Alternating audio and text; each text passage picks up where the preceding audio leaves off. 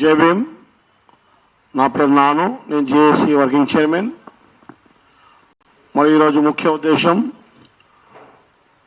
మరి అసెంబ్లీలో వర్గీకరణ బిల్లు పెడుతుందని రేవంత్ రెడ్డి గారు ప్రకటన చేస్తా ఉన్నారు.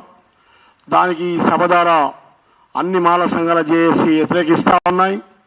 మరి ముఖ్యంగా మా ఎమ్మెల్యేలు, శాసనసభ్యులు, మాల శాసనసభ్యులు తమరు మాల ఓట్లతో గెలిచి, మాల జాతి పైన గెలిచి, మాల రిజర్వేషన్ పైన గెలిచి రేపు బిల్లు మిగిలిన అడ్డుకోకపోతే మేం జేఏసీ రాష్ట్రమంతటా కూడా మీ ఇళ్లను అడ్డుకుంటాము. మీరు రాజీనామా చేసేంత వరకు పోరాడతాము. రేపు బిల్లుని అడ్డుకుని జాతిలో పుట్టినారు, జాతిలో పెరిగినారు, ఈరోజు మంచి మంచి అనుభవాలు వహిస్తున్నారు. కాబట్టి తమ ఎమ్మెల్యేలు అందరినీ కోరుతా ఉన్నాం, అసెంబ్లీలో రేపు బిల్లు ప్రవేశపెట్టగానే మన జాతికి జరుగుతున్న అన్యాయాన్ని ఖండించండి. మీ వెనుక మేమున్నాం, మీరు భయపడే అవసరం లేదు. అన్ని సంఘాలు ఏకమై పోరాటం చేయడానికి సిద్ధంగా ఉన్నాయి.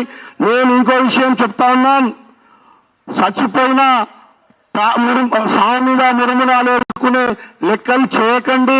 మందకృష్ణ మాదిగ గారు మీ పోరాటం మీరు చేయండి.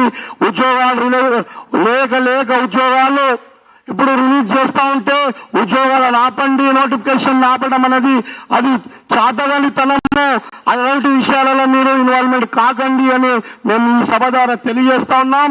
మీరు అలాంటి లెక్కలు గాన చేస్తే ఊరికేనేదో లేదు, రాష్ట్రమంతటా భగ్గుమనే విధంగా మాలోలు ఇన్ని రోజులు ఊరుకున్నారు.